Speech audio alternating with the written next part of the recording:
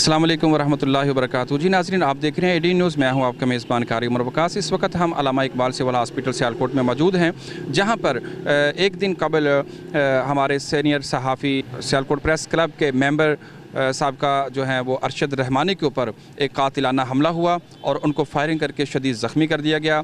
सवाल ये पैदा होता है कि आज इस दौर के अंदर सिर्फ़ और सिर्फ निशाने के ऊपर जो है वो सहाफ़ी बरादरी क्यों है। सहाफ़ी बरादरी जो अपना फ़रीज़ा अदा करते हुए, गर्मी हो, सर्दी हो, आंधी हो, तूफ़ान हो, रात हो या दिन हो, वो अपने फ़राइज़ को सर अंजाम देने के लिए अपने कलम से, अपने कैमरे से, अपने जो ज़ुबान के अल्फाज हैं इनसे वो लोगों को, इंतज़ामिया को जो है वो आगाह कर रहे हैं, दुनिया को उनके जो है वो हालात से आगाह कर रहे हैं। लेकिन जब किसी को आईना दिखाया जाता है तो वो बुरा मान जाता है, आईना दिखाने से वो जान के दुश्मन बन जाते हैं। आइए आज हम उस मज़लूम से, उस अपने सहाफ़ी भाई से बात करते हैं और उससे जानते हैं कि उसने कौन सा ऐसा जुर्म किया, कौन सी ऐसी गलती की जिसकी बुनियाद पर आज लोग उसकी जान के दुश्मन बन गए और उसके बच्चों को, उसके घर वालों को उससे जुदा करने की नाकाम कोशिश की है। यकीनन ये बात गालिब आती है कि मारने वाले से बचाने वाले की ज़ात जो है वो मजबूत है, वो ताकतवर है। आइए उनकी तरफ चलते हैं और उनसे बात करने की कोशिश करते हैं। जी नाज़रीन, इस वक्त हम सर्जिकल वार्ड में सिविल हॉस्पिटल में मौजूद हैं, जहां पे सीनियर सहाफ़ी अरशद रहमानी जिनको फायरिंग करके शदीद ज़ख्मी किया गया है। आइए उनसे जानते हैं कि ये कब और कैसे वक़ुआ पेश आया। वालेकुम सलाम। ये वक़ुआ 12 सितंबर को रात तकरीबन 8:30 बजे के करीब पेश आया। ये दो लड़के आए हैं 125 पे और मैं आ रहा था, किले से वापस आ रहा था, थोड़ा सा आगे आया हूँ तो उन्होंने मेरे पर अंधाधुंध फायरिंग कर दी है, जिसके सिलसिले में मैं मेरी बाईं टांग है ना जो, उसको पिंडली को गोली लगी है। आप ये बताइएगा कि ये कोई जाती दुश्मनी है या कोई और? मेरी जाति किसी से दुश्मनी नहीं है। मैं दरअसल म्यूनसिपल कॉरपोरेशन सियालकोट में ठेकेदारी भी करता हूँ सहाफ़त के साथ रिज़्क़ लाल के लिए। तो बात यह है कि वहाँ पे करोड़ों रुपए की करप्शन हुई थी, जिसके सिलसिले में मैंने नैब और मुख्तलिफ़ अदारों को, वज़ीर वगैरह सब को दरख्वास्त से मूव की हुई हैं। तो इसमें साबका मेयर तौहीद अख्तर और साबका MCO ज़फ़र कुरैशी, साबका MOI ज़ुबैर कादर, जिन्होंने करोड़ों रुपए की कब्ज़ करते हुए इख्तियार का नाजायज़ इस्तेमाल किया है, बदनवानी की है और मनपसंद ठेकेदारों को नवाजा है, जिसके सिलसिले में नैब में इंक्वायरी चल रही है, जो इस वक्त मुख्तलिफ़ अदारों में भी तहक़ीक़ात शुरू है। पहले भी मुझे बुलाकर धमकियाँ दी गई 6 महीने पहले जब वो मेयर थे, तो उन्होंने बुला कहा कि अगर आप बाज ना आएँगे तो हम आपको मरवा भी सकते हैं, आप इतने पावरफुल हैं, हम इतने पावरफुल हैं। तो बात यह है कि अब भी जब तहक़ीक़ात शुरू हुई है, मुझे भी नोटिस हुए हैं, तो DC सियालकोट को लोकल बॉडी गवर्नमेंट जो है उसके सेक्रेटरी पंजाब ने वो मूव की हुई है कि इंक्वायरी जल्दी कर करके तो भेजें।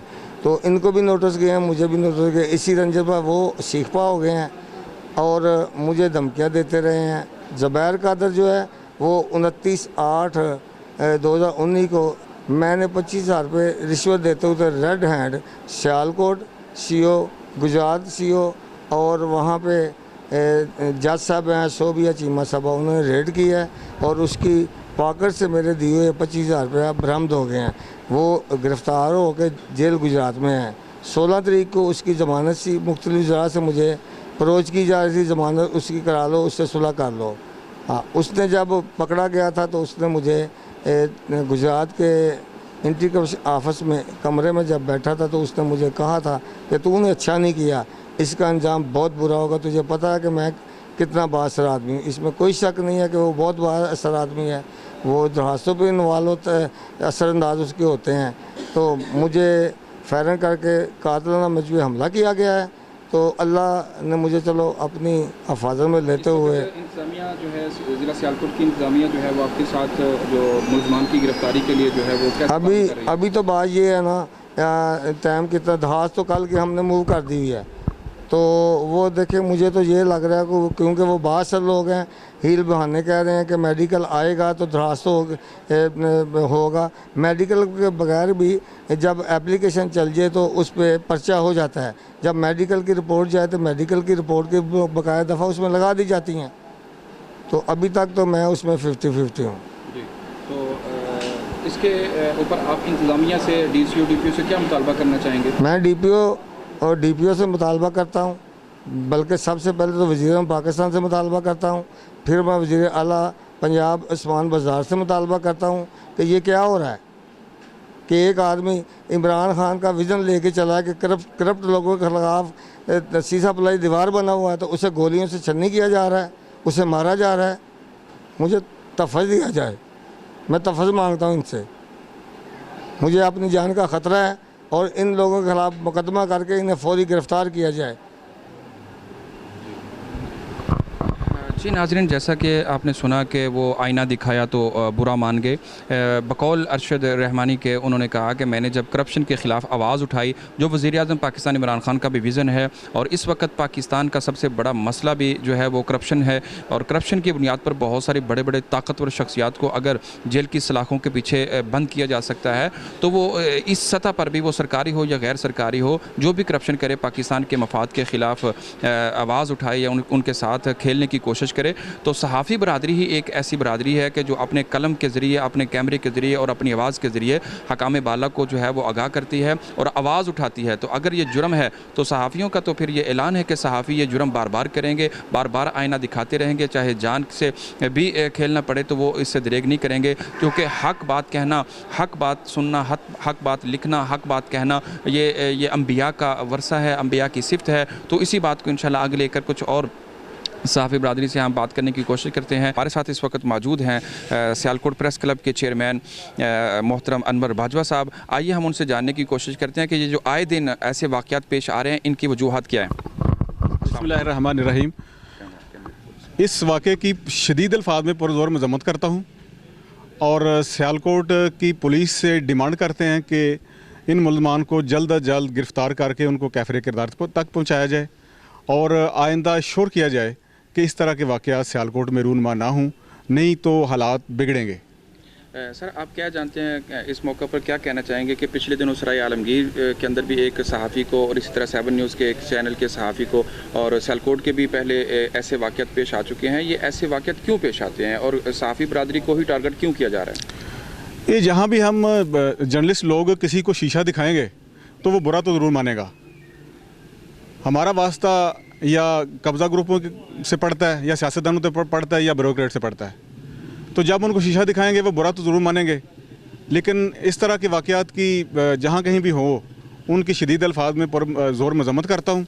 और ये सारे डिपेंड करता है इंतज़ामिया पे कि अगर इंतज़ामिया की रिट हो तो ऐसे वाक़यात का रूनमा होना नामुमकिन है। जी नाज़रीन, जैसा कि आपने सुना कि उनका कहना है कि अगर इंतज़ामिया हरकत में आए और कानून को नाफिज करे तो ऐसे वाक़यात से बचा जा सकता है और आम शहरियों की तरह सहाफ़ी बरादरी के तहफ़्फ़ुज़ को भी यकीनी बनाया जा सके। जी, इस वक्त मेरे साथ पाकिस्तान ग्रुप ऑफ जर्नलिस्ट के ज़िली सदर मोहतरम शहबाज बाजवा मौजूद हैं। आइए हम उनसे जानते हैं कि वो सहाफ़ी बरादरी के तहफ़्फ़ुज़ के हवाले से जो इक़दामात उन्होंने उठाए हुए हैं और जो उनकी रहसल जो चल रही है उसके हवाले से जानने की कोशिश करते हैं कि जो आए दिन जो सहाफ़ी बरादरी को कत्ल का निशाना बनाया जा रहा है, कत्ल गर्दी उनके साथ जो की जा रही है और उनकी जानों से खेला जा रहा है, उनके बच्चों, उनके घर वालों, फैमिलियों को उनसे अलग किया जा रहा है, जुदा किया जा रहा है, तो इस हवाले से आए दिन सहाफ़ी बरादरी को ही क्यों जो है वो दहशत का निशाना बनाया जा रहा है? जी जी, वालेकुम सलाम, बिस्मिल्लाहिर्रहमानिर्रहीम। शुक्रिया जनाब कारी साहब। सहाफ़ी बरादरी इस वक्त जो पंजाब में है, बिल्कुल जो है ना, ये इस वक्त इनकी दहशत का निशाना बनी हुई है। ये कब्ज़ा माफिया है, उसके बाद ये दूसरे जिन्हें माफिया जो करप्शन करते हैं उनके ख़िलाफ़ ये आवाज़ बुलंद करती है। जब भी इनकी निशानदी करती है तो इनका मकसद यही होता है कि इनको दबाएं, इनके अल्फाज दबाएं, इनकी कलम को दबाएं। आज हमारी सहाफ़ी बरादरी इंशाल्लाह हक सच की आवाज़ बुलंद कर रही है और ये जितना भी माफिया है, ये जो चाहे मर्ज़ी करे, ये किसी सहाफ़ी की आवाज़ को दबा नहीं सकता।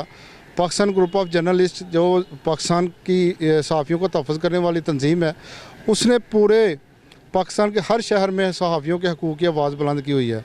जिस तरह पहले कत्ल हुआ इसका वसीम अब्बास का सराय आलमगीर में और दूसरा कत्ल हुआ ज़फ़र का चुनिया में, और इधर सियालकोट में ये आज अरशद रहमानी को दहशत का निशाना बनाया गया, उस पर फायरिंग की गई, उसका जो टांगें ज़ख्मी की हैं, ये एक बहुत बड़ी दहशत है। हमारा इधर सियालकोट में एक बहुत बड़ा माफिया है, ये जो म्यूनसिपल कॉरपोरेशन में हावी है, और उन्होंने ये हमला करवाया। और हमारी जो DPO सियालकोट इससे अपील है कि इनका फिल फौर गिरफ़्तार करें, इनको जिन्होंने ये हमला किया इसकी FIR दर्ज करे, उसमें जो भी मुल्ज़मान है उनकी इंक्वायरी करके इनको फौरी तौर पर गिरफ्तार इस करें। मौके पे क्या कहना चाहेंगे कि सियालकोट में इससे पहले भी एक सीनियर सहाफ़ी पर जो है वो कातराना हमला हो चुका है और अब तक मुल्ज़मान जो है वो गिरफ्तार नहीं हो सके। आए दिन ये जो वो कहते हैं आईना दिखाया तो बुरा मान गए, क्या सहाफ़ी को इस तरीके से दबाया जा सकता है, उसकी आवाज़ को दबाया जा सकता है? करी साहब, ये जो सहाफ़ी की आवाज़ को दबाने की कोशिश करते हैं, ये आज से नहीं है, शुरू से ही है। जिसकी भी हमने निशानदेही की है उसने कोशिश की है कि इनकी आवाज़ को दबाया जाए, मगर सहाफ़ी की आवाज़ को आज तक ये दबा नहीं सके। पीछे भी एक वाक़या हुआ था, आज तक उसके भी कातिल गिरफ़्तार नहीं हो सके। और उसके बाद एक हमारा दोस्त है, उसको भी फायरिंग करके ज़ख्मी किया था, उनके भी मुल्ज़मान गिरफ़्तार नहीं हो सके। उसके बाद अरशद रहमानी का वाक़या आ गया, और ये हमारी तो अपील है कि इनके जो मुल्ज़मान हैं उनको फिल फौर गिरफ़्तार करके उनको करार वाक़ई सज़ा दी जाए।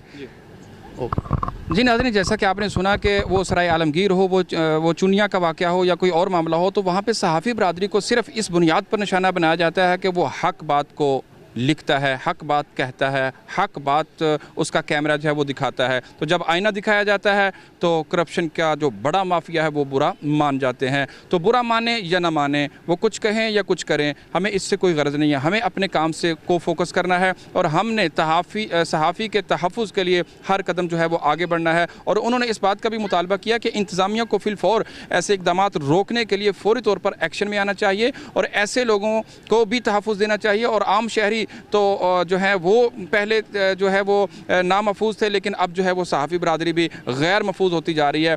तो लिहाजा खुदारा आँख खोलिए और जो है वो अपनी आँख दिल दिमाग खोल कर इन लोगों के तहफ़्फ़ुज़ के लिए कानून को हरकत में लाइए। अगर आपने 1 पे 2 पे 3 पे जो है वो अमल दरामद करते हुए उनकी गिरफ्त जो है वो अमल में नहीं लाई तो उसका नतीजा दिन ब दिन बढ़ता जा रहा है। तो आइए इन वारदातों को रोकने का एक ही तरीका है कि वो जितना भी बाअसर मुल्ज़मान हो, वो छोटा हो वो बड़ा हो, वो अपना हो बेगाना हो, वो सियासी हो या मजहबी हो, कोई एक हो, उसको कानून की गिरफ्त में लाना होगा। तभी ये जराइम रुक सकते हैं, तभी इनकी रोकथाम हो सकती है। जी।